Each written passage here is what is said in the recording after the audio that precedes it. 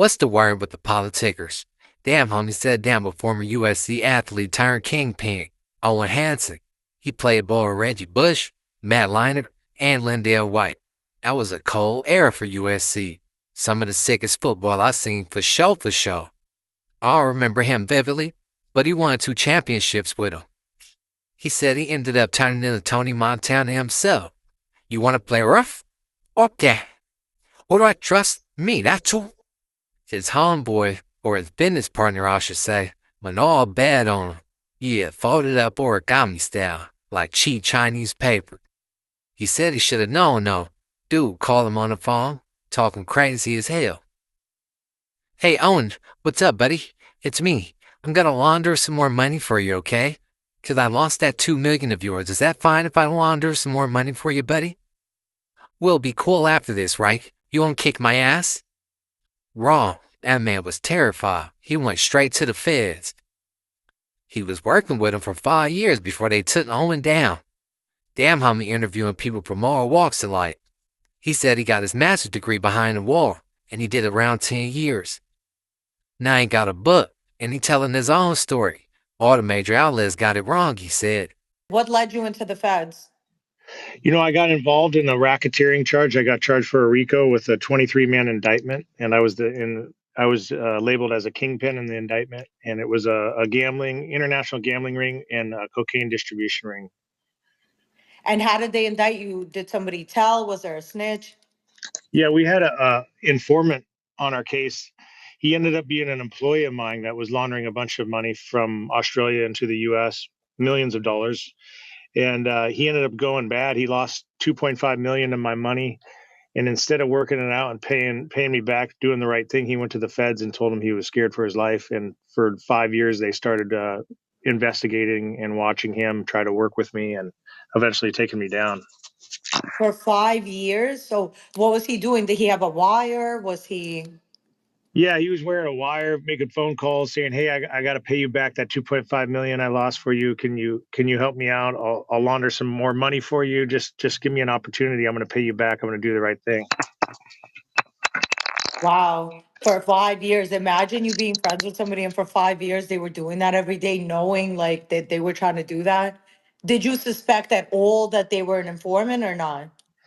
Yeah, man, I knew something was up because he was so blunt on the phone, where he was like, "Hey, man, I can launder some more money for you. You don't talk like that Mm. you don't talk like that on the phone." Yeah, like I But wouldn't call in my drug dealer and be like, "Hey, can I have those drugs?" Like yeah, you speak in code.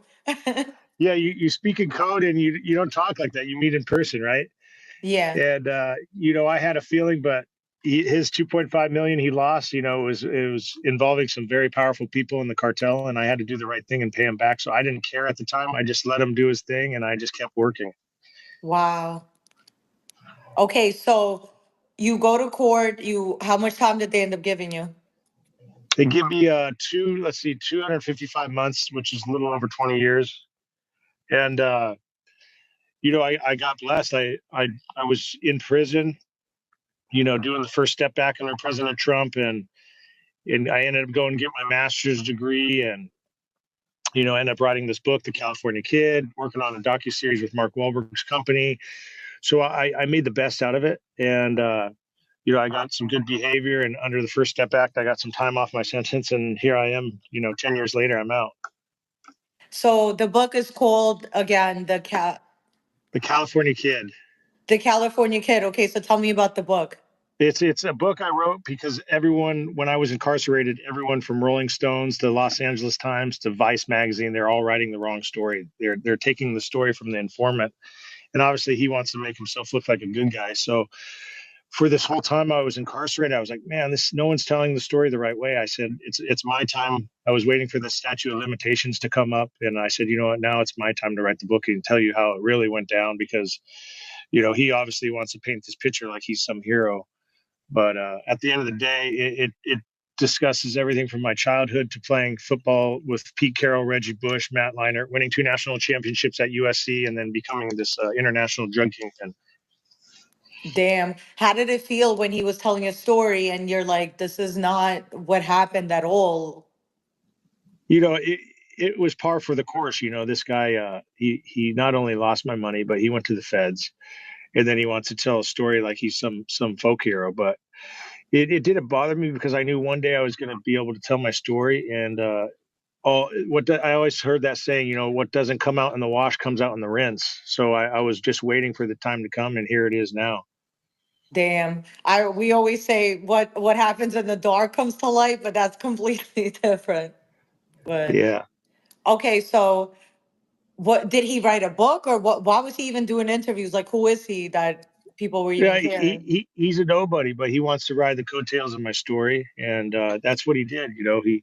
He said this story wouldn't be possible if it wasn't for me, and trying to claim like he's some good guy, but at the end of the day, he was involved in this indictment. He should have been number two on my indictment. He was washing money for me, and he got scared. I'm not going to lie. He thought the cartel was coming after him. He lost his money. He didn't want to do the right thing and pay it back. So he went to the FBI and started working for him as an informant. So you said that there was the time that now you could speak on it.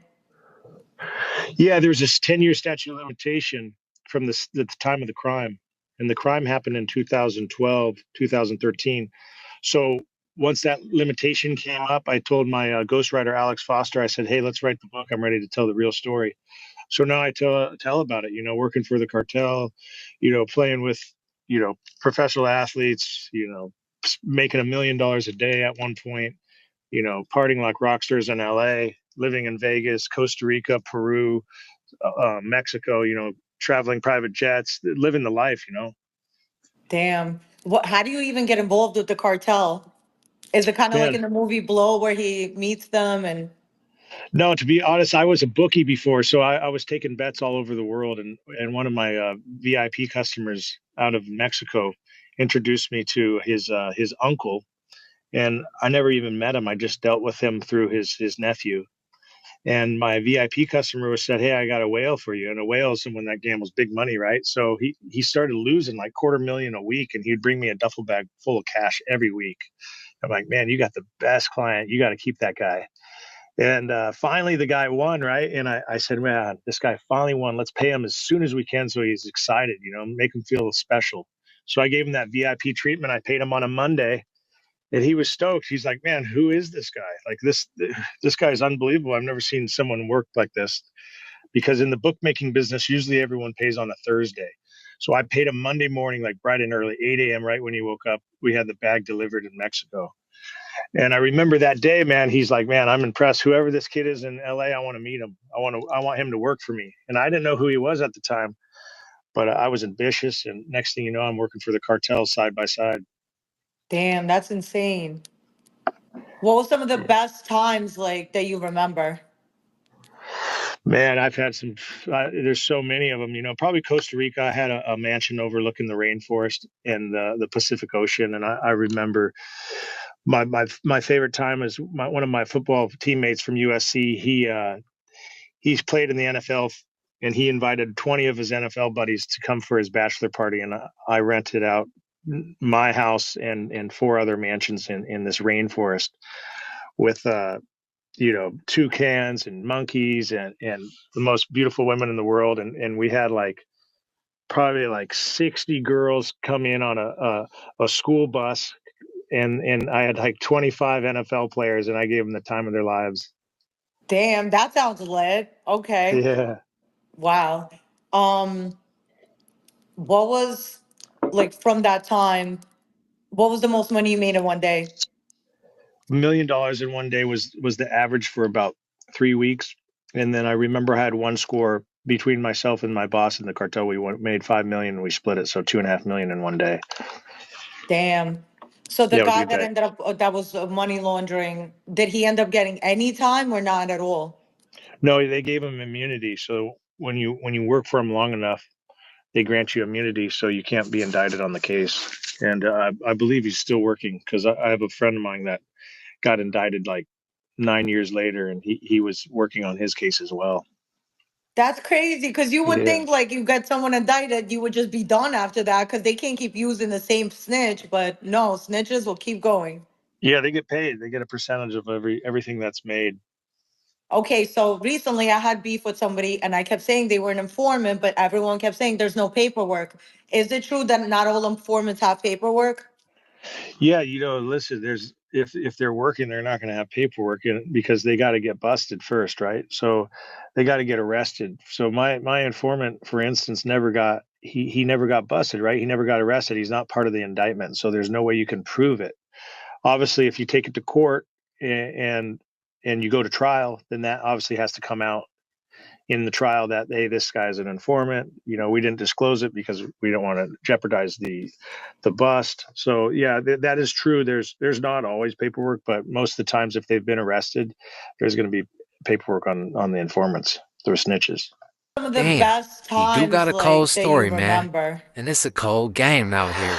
Man, Cold I've had world, some. no blanket. There's so You many of gotta them. watch who you Probably involve in Costa your Rica. business I at had all a times. mansion They overlooking the downfall can be rainforest yours. and I the seen Pacific plenty of dudes Ocean, and trying to be I cool with the next remember man for whatever reasons. my Majority of the favorite time, it's time the is route. one of my He trying to football be involved, so teammates he from started kissing USC. ass or acting like he can do something for He's him. played in the Keep NFL, them type of dudes and he away. invited In the 20 of his long run, NFL buddies they'll to be the come ones to for his mess the bachelor program up, party, and I because they ain't got as rented much out invested as you. my house Damn and homie and seemed four other shocked. mansions She was like, in that's this crazy. rainforest He did all that for 5 with years. Shit, I seen worse. toucans Wasn't he and go say, monkeys I seen a and nigga wear a the wire most in this beautiful women in Cartier. the world, and Man, we they out had here like dressing and playing the part, probably like but working with the 60 Johnnies. girls come in on Damn homie a get her school thing with this bus, interview. That's and another one for the and I books had if you like ask me. 25 Keep it NFL going, players, and Maya. I gave them the time Go of over their there and check out lives. the rest of the interview. Let Damn, them know that what y'all sounds think. lit. Political street views? No fake news.